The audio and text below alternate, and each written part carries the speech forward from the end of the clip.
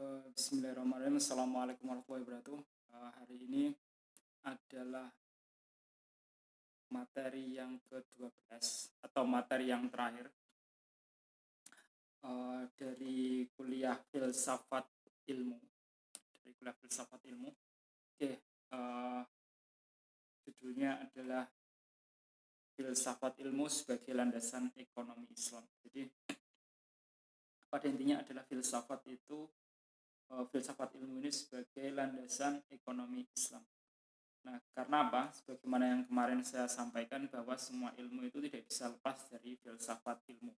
Tidak bisa lepas dari filsafat karena semua ilmu itu mempunyai landasan. Nah, landasan ilmu itu, landasan seluruh ilmu itu adalah epistemologi, ontologi, dan aksiologi. Nah, dan itu adalah bahasan dari filsafat. Maka demikian pula dengan ekonomi Islam. Ekonomi Islam ini juga tidak bisa lepas dari yang namanya filsafat ilmu. Oke, kita mulai. Sebelum kita masuk ke inti dari filsafat ilmu sebagai landasan ekonomi Islam, kita sedikit membahas mengenai pandangan hidup. Jadi kita melihat bahwa pandangan hidup yang berpijak pada ekonomi materialisme ini dapat mendorong manusia menjadi pelaku ekonomi yang hedonistik, kemudian sekularistik, kemudian materialistik. Jadi ideologi materialisme yang mana uang itu adalah atau harta itu adalah tujuan utama, sering berdampak bagi manusia, membuat perilaku manusia menjadi hedonistik, ingin sesuatu yang mewah, ingin sesuatu yang lebih, yang bersifat kenikmatan duniawi, sehingga menyingkirkan nilai-nilai kemanusiaan, bahkan nilai-nilai agama. Nah, juga mempunyai dampak sekularistik, artinya ingin memisahkan agama dari ekonomi mereka. Kemudian materialistik mencoba untuk merangkul sebesar-besarnya harta. Ya, patokannya adalah material, ya. Semua diukur dengan materi. Nah, kemudian dampak lain yang timbul dari cara pandang materialisme ini adalah eksploitasi dan perusakan lingkungan hidup. Ketika orang itu sudah haus akan harta, maka semua akan dilakukan untuk mendapatkan harta itu. Tidak peduli itu merusak lingkungan. Yang penting dia dapat harta, maka dia akan melakukannya. Semisal hutan dirambah untuk dijadikan kebun sawit, atau hutan dirambah kayunya digunakan untuk membuat kertas, tisu, dan lain sebagainya. Nah, sehingga muncul kerusakan lingkungan hidup. Semisal menggali tambang ke dalam bumi sehingga membuat cekungan yang sangat besar. Misal kita melihat Freeport itu adalah gunung, sekarang menjadi jurang. Dulunya adalah gunung emas, sekarang menjadi jurang, dan itu sangat luas sekali. Nah, sehingga dampak lingkungan hidup ini sangat nyata. Kemudian sekarang orang sudah kurang memperhatikan lingkungan hidup, misal orang mudah menggunakan plastik, sehingga plastik ini sebenarnya merusak alam karena sulit dicerna. Kemudian dampak dari cara pandang materialisme ini muncul disparisitas atau perbedaan pendapat, kekayaan antara golongan masyarakat yang kaya dan yang miskin. Artinya perbedaan kekayaan antara yang bos dengan karyawannya. Semisal bos itu dapat uang pemasukan yang sangat banyak, tapi karyawannya sebisa mungkin digaji sekecil-kecilnya. Jadi bosnya itu ingin mendapatkan keuntungan sebesar-besarnya dan menggaji karyawan sekecil-kecilnya. Ini dampak dari cara pandang materialisme. Artinya pandangan seperti ini sangat tidak humanis ya. Misal seseorang digaji hanya beberapa ratus ribu, sedangkan pendapatan bosnya itu ratusan juta atau bahkan puluhan juta dalam satu hari, gitu.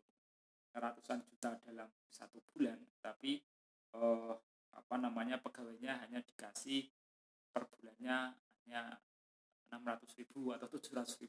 Ini sangat sangat tidak manis. Kemudian lunturnya sikap kebersamaan dan persaudaraan, sehingga timbul penyakit-penyakit sosial.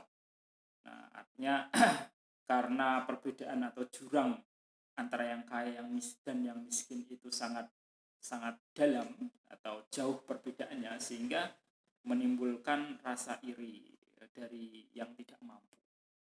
Nah, ini juga akan menimbulkan penyakit-penyakit sosial, iri, dengki, kemudian bahkan mungkin akan mengakibatkan pencurian dan lain sebagainya, karena jurangnya terlalu jauh antara yang kaya dan yang miskin. Kemudian itu juga nanti bisa menimbulkan revolusi sosial yang anarkis.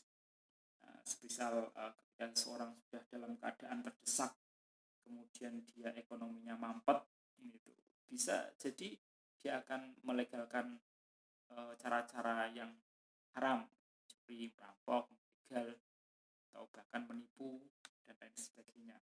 Nah, atau bahkan untuk menjarah dalam sebuah demo. Nah, ini tentu ini tidak diharapkan ya, tidak diharapkan.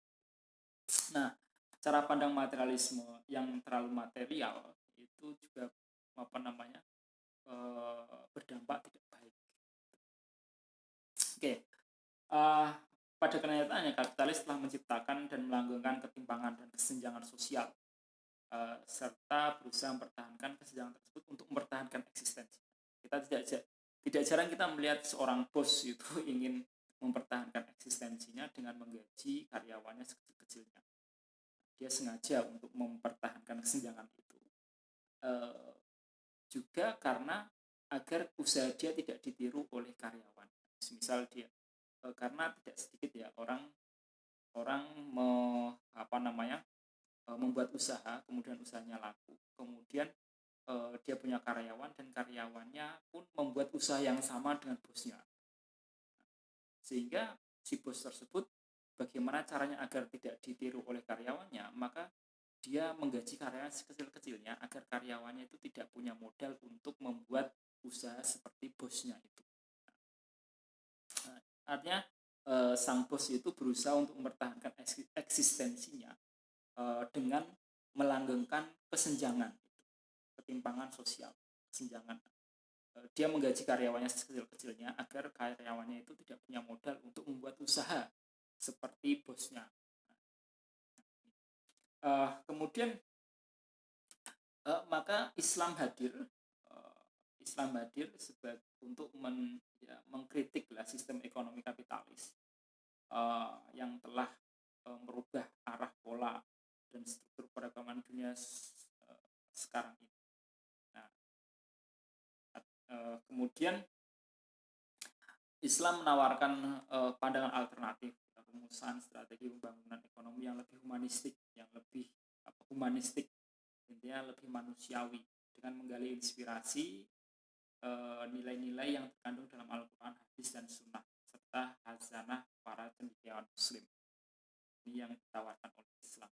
Islam ingin menawarkan suatu ekonomi yang berkeadilan, yang adil untuk sang bos, juga adil untuk para pekerja, yang diharapkan Islam muncul. Maka sistem ekonomi Islam adalah sistem ekonomi yang terpancar dari akidah Islamnya. Jadi sumbernya adalah akidah Islam. Kemudian sistem ekonomi Islam ini berusaha mewujudkan kehidupan ekonomi yang adil. Intinya adalah adil bagi seluruh pelaku ekonomi, baik si bos ataupun si karyawan, dan semuanya, dan mensejahterakan bagi manusia. Berlandaskan apa? Berlandaskan kepada aturan-aturan Allah. Setiap tindakan kita atau setiap tindakan manusia tidak boleh lepas dari nilai yang secara vertikal merefleksikan mengekspresikan moral yang baik dan secara horizontal memberi manfaat bagi manusia dan makhluk lainnya. Secara vertikal artinya manusia itu dalam bermuamalah, dalam berinteraksi itu tidak lepas dari hubungan dengan Allah, dengan Tuhan kita, dan hubungan dengan manusia. Hubungan vertikal dengan Allah berarti hubungan moral yang baik. Kita berperilaku baik, kita taat aturan kepada Allah. Sedangkan hubungan horizontal diharapkan ekonomi Islam itu memberi manfaat bagi manusia dan makhluk yang lain. Artinya dapat berhubungan baik dengan Allah dan dapat berhubungan baik dengan manusia dan makhluk yang lain. Dengan demikian posisi ekonomi Islam terhadap nilai moral adalah syarat nilai, yaitu ekonomi yang penuh nilai. Ekonomi yang penuh nilai, bukan sekedar memberikan nilai tambah. Bukan hanya ini ada nilai plus, bukan, tapi dia syarat nilai, penuh dengan nilai. Dan bukan bebas nilai, tapi penuh dengan nilai. Bukan nilai tambah, tapi penuh dengan nilai. Ini adalah ekonomi Islam. Nah, jiwa tatanan dalam ekonomi Islam adalah apa sih jiwa? Jiwa ekonomi Islam itu apa? Atau pondasinya apa? Pondasinya yang pertama adalah keseimbangan, tawazun. Jadi seimbang antara yang bos dan yang pegawai ini mempunyai keseimbangan. Keseimbangan artinya yang bos mendapatkan haknya yang layak, pegawai juga mendapatkan haknya yang layak. Kemudian keadilan, adil untuk semua. Jadi pondasi tatanan ekonomi Islam itu sebenarnya simpel, yaitu keseimbangan dan keadilan. Nah, hal tersebut jelas terlihat pada pengakuan atas hak individu dan hak masyarakat. Artinya hak individu dan hak masyarakat itu diakui oleh Islam. Islam menganjurkan keseimbangan dan keadilan dalam setiap transaksi ekonominya. Nah, sistem ekonomi yang moderat atau sistem ekonomi yang baik itu tidak menyakiti. Jadi tidak menyakiti yang lemah. Misal mentang-mentang dia karyawan digaji sekecil-kecilnya sehingga dia sulit untuk hidup. Nah, tetapi sistem ekonomi yang baik itu adalah mengangkat yang lemah. Nah, jadi kalau kapitalis itu bagaimana mengeruk uang sebesar-besarnya dan mengeluarkan uang sekecil-kecilnya, tapi kalau sistem ekonomi moderat, sistem ekonomi Islam itu berimbang. Artinya tidak melemahkan yang lemah, tetapi mengangkat yang lemah. Nah, serta mengakui hak dan prestasi individu dan masyarakat. Artinya Islam sendiri mengakui prestasi individu dan masyarakat. Artinya individu itu punya hak untuk memiliki kepemilikannya sendiri. Masyarakat juga punya hak untuk memiliki kepemilikannya sendiri. Dan ini berbeda dengan sosialis. Kalau sosialis itu semua milik rakyat. Semua milik rakyat. Jadi yang kaya dan yang miskin itu tidak ada. Sama semua. Nah, sedangkan dalam Islam itu, Islam tetap mengakui hak kepemilikan. Hak kepemilikan. Kepemilikan individu ya diakui. Kalau sosialis kan tidak. Sosialis semuanya milik bersama. Tapi kalau Islam tidak. Islam mengakui hak kepemilikan individu. Oke. Etika Islam ini mengajarkan manusia untuk menjalin kerjasama, tolong menolong, menjauhkan dari penindasan. Ini yang paling penting.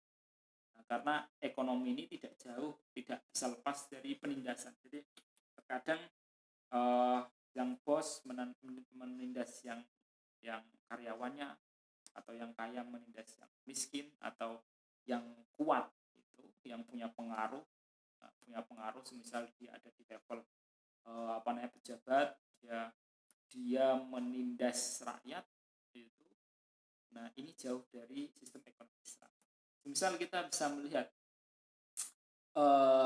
ada satu perusahaan ingin membuat jalan tol, kemudian dia menggunakan undang-undang dalam pemerintahan sehingga dia membeli tanah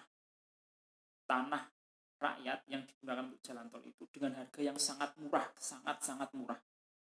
Nah, ini disebut sebagai penindasan. Dia menggunakan hukum negara untuk memeras rakyat. Ini tidak diharapkan dalam Islam. Jadi jauh dari penindasan. Jadi Islam tidak mengajarkan penindasan, tapi Islam mengajarkan berkasih sayang terutama kepada yang lemah. Nah, serta menjauhkan iri, dengki, dan dendam dalam tatanan sosial ekonomi. Oke. Selanjutnya, Islam menolak anggapan bahwa sistem ekonomi Islam hanya berada pada tatanan konsep teoritis. Tidak. Jadi sistem ekonomi Islam itu bukan hanya teoritis, tapi juga praktis. Artinya bukan hanya teori, tapi juga dapat dilaksanakan. Ini adalah sistem ekonomi Islam. Jadi menolak ya. Jadi ada orang menganggap bahwa Islam itu teori ekonomi Islam itu hanya teori saja, tidak bisa dipraktekkan. Tidak. Ekonomi Islam itu dapat dipraktekkan. Hanya tidak semua orang tertarik dengan ekonomi Islam, karena ekonomi Islam itu mengajarkan keseimbangan dan keadilan. Sedangkan banyak manusia itu rakus akan harta, sehingga dia berusaha untuk memperoleh sebanyak-banyaknya dan orang lain memperoleh sedikit-sedikit. Jadi bukan berarti sistem ekonomi Islam itu tidak bisa dipraktekkan, tidak. Tapi ekonomi Islam itu, sistem ekonomi Islam itu bisa dipraktekkan. Hanya saja hambatannya adalah orang-orang yang rakus akan harta, orang-orang materialis yang akan harta biasanya tidak begitu suka dengan sistem ekonomi Islam, karena akan menghambat mereka mendapatkan uang yang sangat banyak.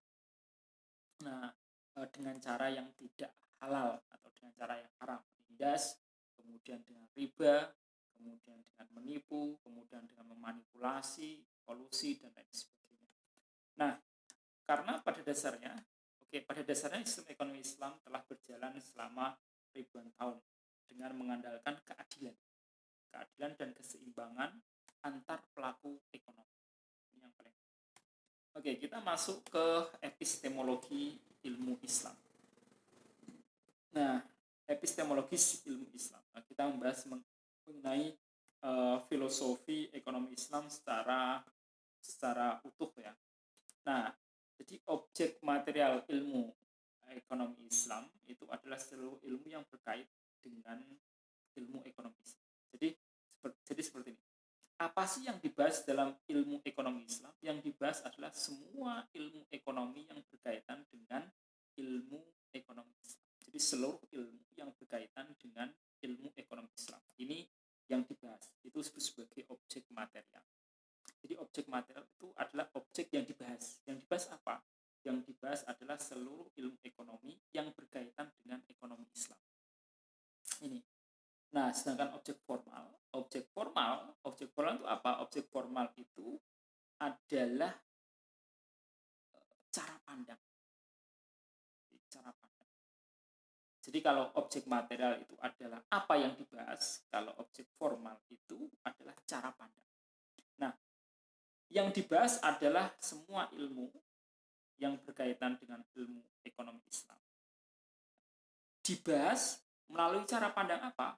Melalui cara pandang aspek legalitas Al-Quran dan Sunnah. Dilihat melalui Al-Quran dan Sunnah. Dilihat melalui apakah itu boleh menurut Al-Quran dan Sunnah. Jadi saya ulangi. Jadi objek material adalah objek yang dibahas. Yang dibahas apa? Yang dibahas adalah semua ilmu yang berkaitan dengan ekonomi Islam. Objek formalnya, cara pandangnya adalah dilihat dari Al-Quran dan Sunnah.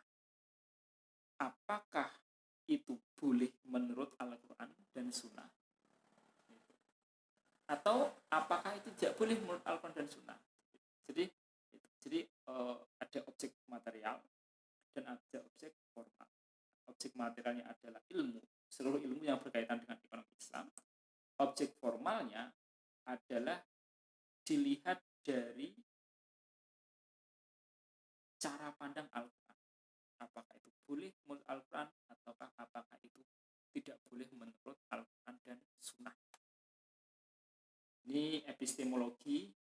epistemologis ya, artinya kalau kita melihat ilmu ekonomi Islam dari filsafat.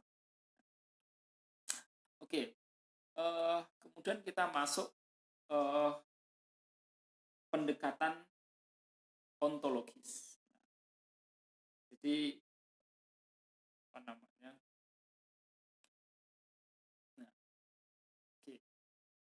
Jadi dalam Islam, dalam filsafat itu ada pendekatan ontologis, ada pendekatan epistemologis, ada pendekatan aksiologis. Ontologis itu hakikat, apa sih hakikatnya ilmu ekonomi Islam. Kemudian epistemologis, dari mana sumber-sumber ilmu ekonomi Islam. Kemudian aksiologis, bagaimana ilmu ekonomi Islam itu digunakan. Itu intinya seperti itu. Jadi ontologis itu adalah hakikat, epistemologis adalah sumber ilmu, aksiologis adalah bagaimana ilmu itu digunakan. Jadi kalau pendekatan ontologis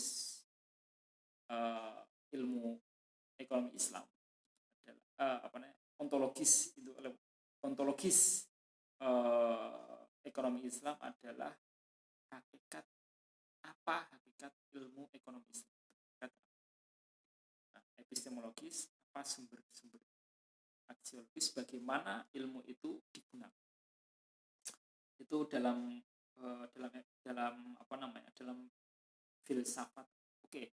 Menggunakan 3 pendekatan ini, mari kita bedah ilmu ekonomi Islam. Dilihat dari ontologis, epistemologis, dan aksiologis. Oke, yang pertama dilihat dari ontologisnya.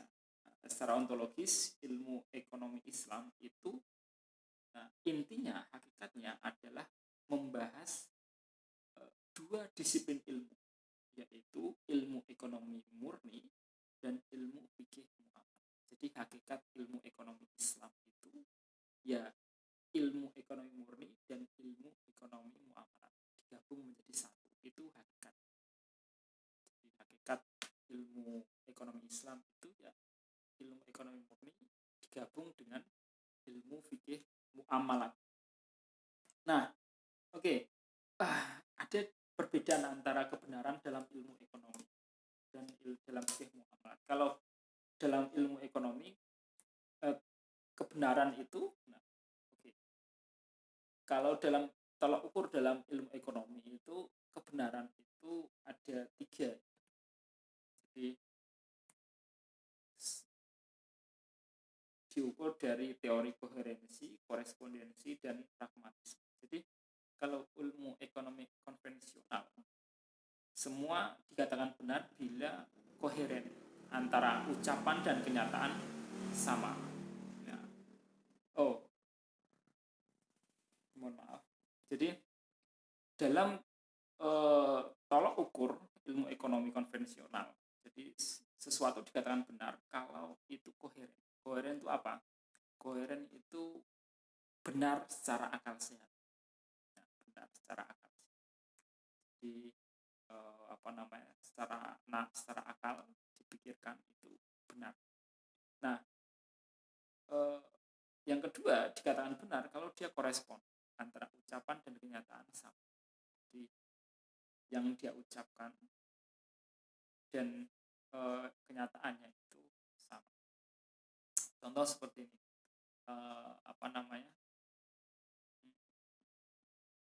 Kopi kenangan itu enak. Kopi kenangan itu dikatakan benar kalau nyatanya kopi kenangan enak. Ternyata ketika kita minum enak, berarti itu benar. Itu namanya kebenaran koresponden. Dikatakan benar kalau dia sesuai kenyataan. Atau berbisnis online itu dengan menjual jilbab modern itu laris manis. Ternyata memang benar, jilbab modern itu laris manis. Ini kan dikatakan benar karena ucapan sama dengan kenyataan. Tapi kalau teori pragmatisme dikatakan benar kalau menguntungkan. Kalau tidak menguntungkan ya nggak benar. Misal kita ambil contoh jualan jualan, ternyata jualan eh, jualan pakaian muslim itu menguntungkan. Karena apa? Karena ternyata setelah kita telusuri, yang paling banyak keuntungannya itu adalah jual pakaian. Misal. Jadi intinya teori pragmatisme itu hal itu dikatakan benar kalau menguntungkan. Kalau nggak menguntungkan tidak benar. Nah, dikatakan benar kalau dia memberi manfaat. Kalau tidak memberi manfaat, dia tidak benar.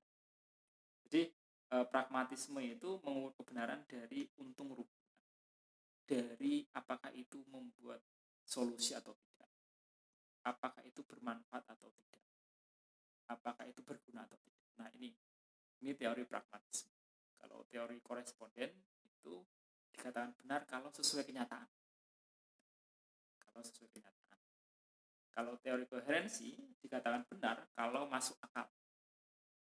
Jadi tidak perlu bukti, tapi yang penting kalau dia masuk akal itu benar. Ini 3 tolok ukur. Jadi tolok ukur kebenaran dalam ilmu ekonomi itu 3. Jadi koherensi, korespondensi, dan pragmatisme. Sedangkan tolok ukur dalam fikih muamalat itu dikatakan benar kalau dia sesuai dengan wahyu Al-Quran. Itu dikatakan benar kalau dia sesuai dengan wahyu Al-Quran. Misal jualan pakaian itu dikatakan benar karena itu sah dalam Al-Quran. Jualan babi itu haram karena itu dikatakan haram oleh Al-Quran. Jualan minuman keras itu haram karena dikatakan haram oleh Al-Quran. Jualan kopi atau jualan teh itu halal karena dikatakan halal oleh Al-Quran. Jadi tolak ukur ilmu ekonomi dan tolak ukur fikih muamalat itu berbeda. Nah, jadi dikatakan benar dalam ekonomi konvensional kalau koheren, koresponden, dan pragmatis. Tapi kalau tolak ukur dalam fikih muamalat itu dikatakan benar kalau sesuai dengan Al-Quran dan Sunnah. Oke, lalu apa tolak ukur kebenaran dalam ekonomi Islam? Tolak ukur kebenaran dalam ekonomi Islam itu gabungan dari keduanya, yaitu teori koherensi, teori korespondensi, teori pragmatisme, dan artinya apa? Dikatakan benar dalam ekonomi Islam kalau dia sesuai dengan akal sehat, kalau dia sesuai antara ucapan dan kenyataan, kalau dia menguntungkan, dan yang terakhir kalau dia sesuai dengan Al-Quran dan Sunnah. Ini tolak ukur kebenaran dalam ekonomi Islam. Nah, jadi ontologis, saya ulangi, ontologis ekonomi Islam itu gabungan dari ilmu ekonomi murni dan fikih muamalat. Sedangkan tolak ukur kebenaran ekonomi Islam adalah teori koherensi, korespondensi, pragmatisme, dan dibolehkan oleh wahyu Al-Quran dan Sunnah. Oke. Selanjutnya, kalau kita melihat secara epistemologi, ekonomi Islam dilihat dari secara epistemologi. Jadi ilmu ekonomi umum diperoleh melalui empirisme, melalui pengalaman ya, melalui pengamatan dan pengalaman. Sedangkan fikih muamalat itu diperoleh sumbernya dari Al-Quran dan Sunnah. Kalau ilmu ekonomi diperoleh dari pengamatan dan pengalaman, kalau fikih muamalat diperoleh dari Al-Quran dan Sunnah. Lalu bagaimana dengan sumber ekonomi Islam? Sumber ilmu ekonomi Islam adalah gabungan dari ilmu ekonomi dan fikih muamalat. Artinya gabungan dari pengalaman dan Al-Quran dan hadis. Ini sumber ilmu ekonomi Islam. Ini secara epistemologi. Epistemologi itu membahas apa sih sumbernya? Apa sumber ilmu ekonomi Islam? Sumbernya adalah empirisme dan Al-Quran dan Sunnah. Jadi gabungan antara empirisme, yang sesuai dengan Al-Quran dan Sunnah. Lalu aksiologi. Nah, apa aksiologi ilmu ekonomi Islam? Aksiologi ilmu ekonomi Islam. Oke. Aksiologi apa? Jadi aksiologi itu kegunaan. Bagaimana ilmu Islam itu digunakan? Di ilmu ekonomi Islam. Kita bedah lagi, kita kembali lagi. Jadi kalau ilmu ekonomi umum berfungsi membantu manusia memenuhi kebutuhan hidupnya. Ini konvensional ya. Kalau fikih muamalah berfungsi mengatur kontrak akad yang bersifat sosial maupun komersial. Nah, sedangkan ilmu ekonomi Islam berfungsi membantu manusia memenuhi kebutuhan hidupnya sesuai hukum-hukum Islam.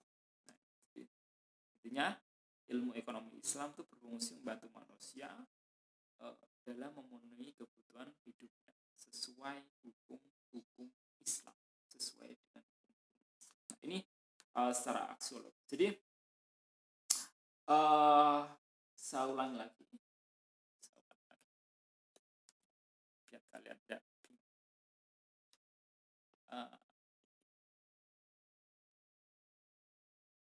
Nah, kalau secara ontologis ilmu ekonomi Islam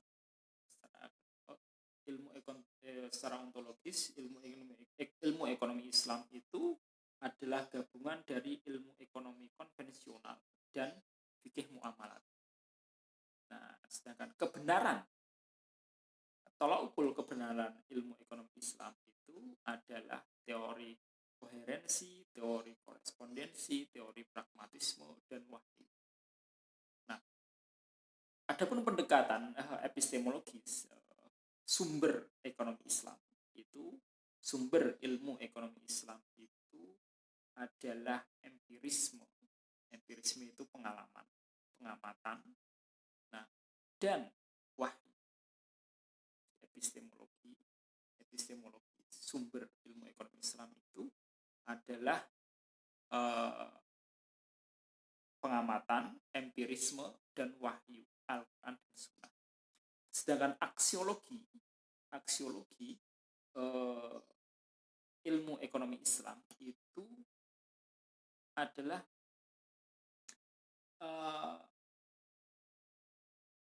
bagaimana ilmu ekonomi Islam itu membantu manusia dalam memenuhi kebutuhan hidupnya sesuai dengan hukum-hukum Islam. Jadi aksiologi itu kegunaan ilmu ekonomi Islam adalah membantu manusia dalam memenuhi kehidupan, dalam memenuhi kebutuhan hidupnya sesuai dengan hukum-hukum Islam. Ini aksiologi. Jelas ya tadi. Jadi tiga hal ini adalah landasan filsafat ilmu ekonomi Islam. Jadi, landasan filsafat ilmu ekonomi Islam tadi ontologis, epistemologis, dan aksiologis. Oke, sekarang kita membahas mengenai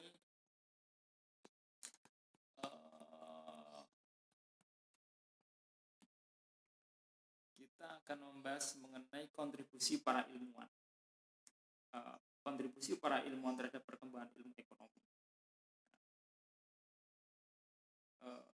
Kita melihat para penggagas dan aktivis ekonomi syariah seperti Zaid bin Ali, Abu Hanifah, Al-Auza'i, Imam Malik, Abu Yusuf, Abu Ubaid Qasim bin Salam, Abu Hamid Al-Ghazali. Penggas dan aktivis ekonomi syariah itu contoh Zaid bin Ali, Abu Hanifah, kemudian Al-Auza'i, kemudian Imam Malik, Abu Yusuf, kemudian Abu Ubaid Qasim bin Salam, Abu Hamid Al-Ghazali atau dikenal dengan Imam Al-Ghazali, At-Tusi, Ibnu Taimiyah, Al-Mawardi, dan sekarang masih banyak lagi. Oke, demikian kuliah terakhir ya, materi terakhir. Jadi kalian bisa mendalami lebih rinci, tapi ini secara global, secara umum seperti ini ringkasan. Saya kira demikian. Syukran. Assalamualaikum warahmatullahi wabarakatuh.